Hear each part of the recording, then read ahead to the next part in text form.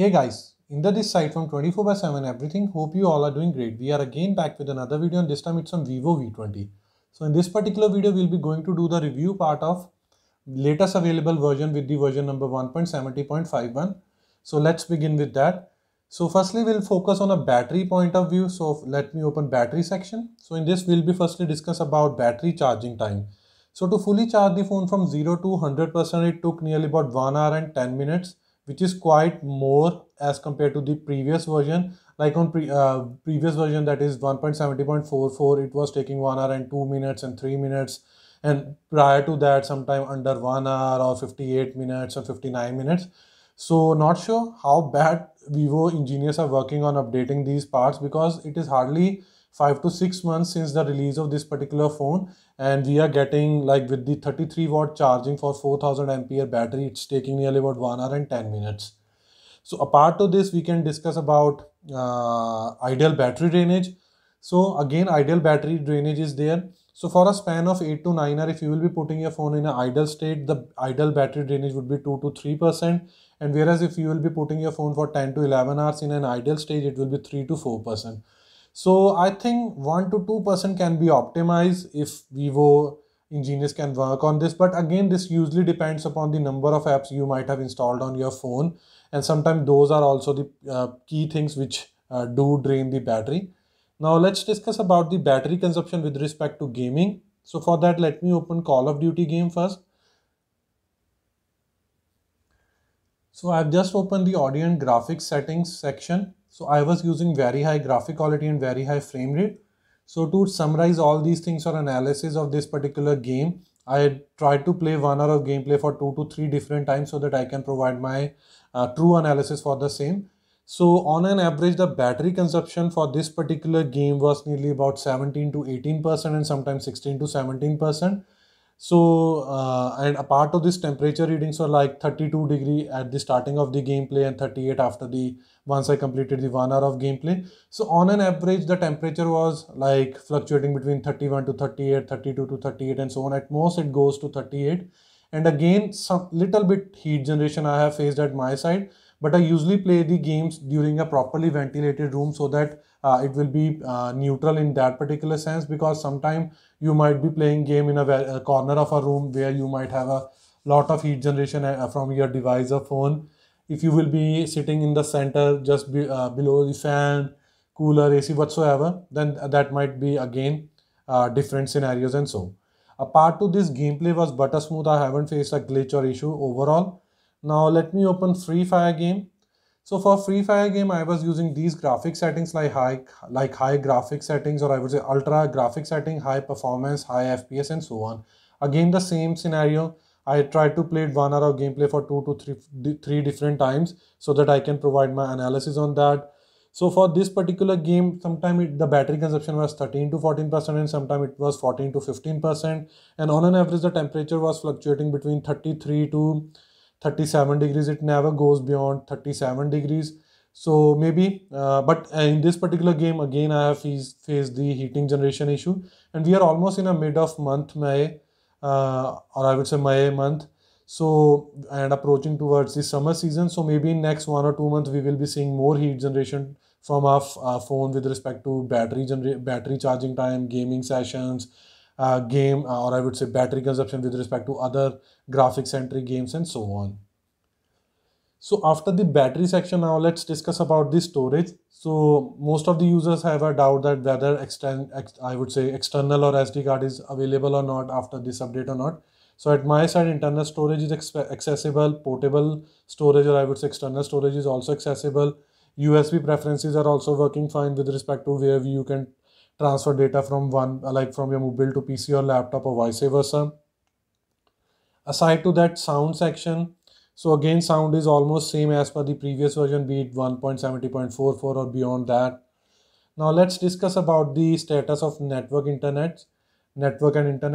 So Wi-Fi calling is working absolutely fine for both Jio and Airtel. Aside to that, call recorder is also working fine. Native video call is also working fine. Status of Wi-Fi calls, SMS or mobile internet, all are working absolutely fine without any glitch, without any problem. So no issue has been faced at my end. Aside to that, Bluetooth and device connections, Yes, Bluetooth, like Bluetooth transfer is working absolutely fine. Even audio via Bluetooth device is also working fine, no issue at all.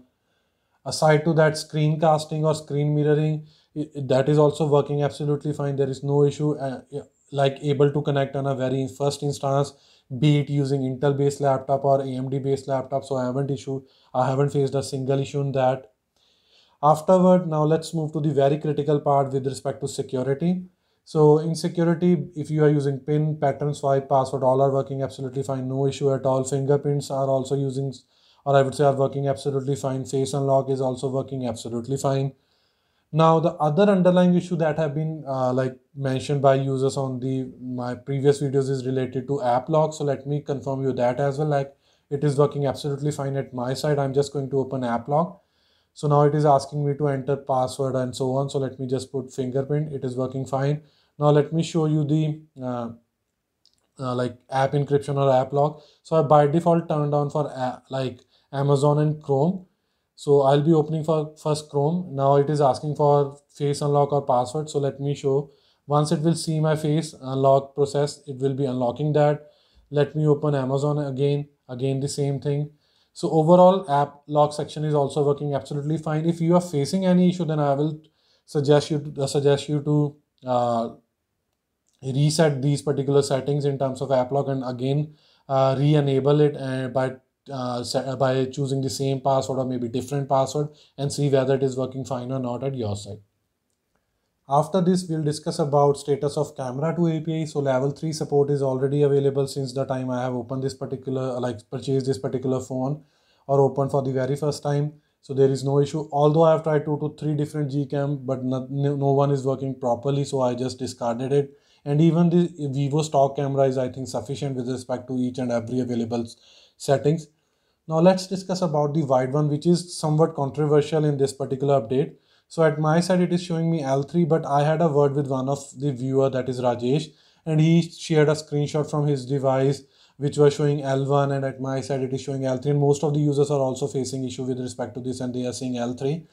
So then we had a back-to-back conversation on Instagram, and afterward he mentioned that he had a word with the Vivo support and they have provided this particular code like *#225 and hash, and afterward it will show you the particular wide one security level. So like at my side it is showing me L3 and at his side it is showing L1.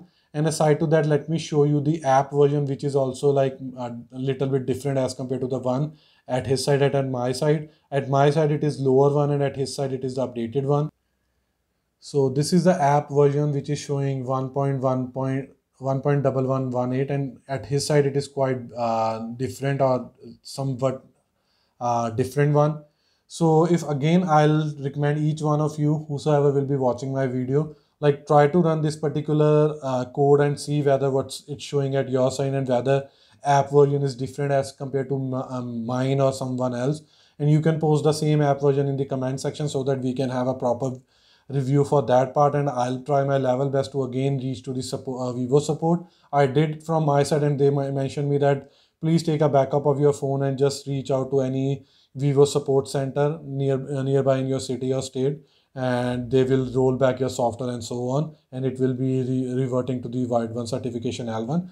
But I'll recommend you to wait at least for next 1 or 2 updates. Sometime this might be related to the batches in which the updates are being seeded to our phone. Maybe some sort of batches might have faced this issue and some not.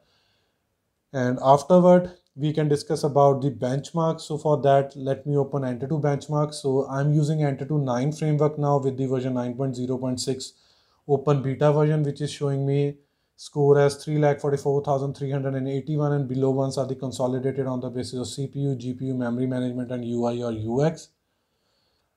Aside to that, Geekbench 5 scores. So on the basis of CPU, single core scores are 577 and multi-core scores are 1807. With respect to earlier version, a little bit higher, like earlier it was 555 and now it is 577, and earlier multi-core scores were 1639 and now it is 1807.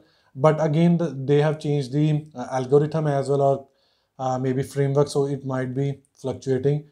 Aside to that, on the basis of computation using OpenCL, earlier it was 1252 and now it is a decrease of 6 to 7 point, which is 1244. using Vulkan API. Earlier it was 1165 and now it is 1170. But overall, I would say with respect to version 1.70.44, the performance has been little bit better in this particular update. And afterward, we'll discuss about RAM management. So with respect to 1.70.44, RAM management is quite good now, but with respect to earlier versions beyond, like before 1.70.44, it is not again as per the mark. So Vivo has to really work on this part. So this was all from my side related to the review of the latest available version with the version 1.70.51 for the Vivo V20 2020 model, which is having Snapdragon 720G processor. Hope you like this video. If you really like this video, kindly share this with your friends and family. And apart from this, please subscribe to our channel because this will surely motivate us and boost us to create more videos like this in the coming future. Finally, it's the time to sign off now. Bye for now. Thanks.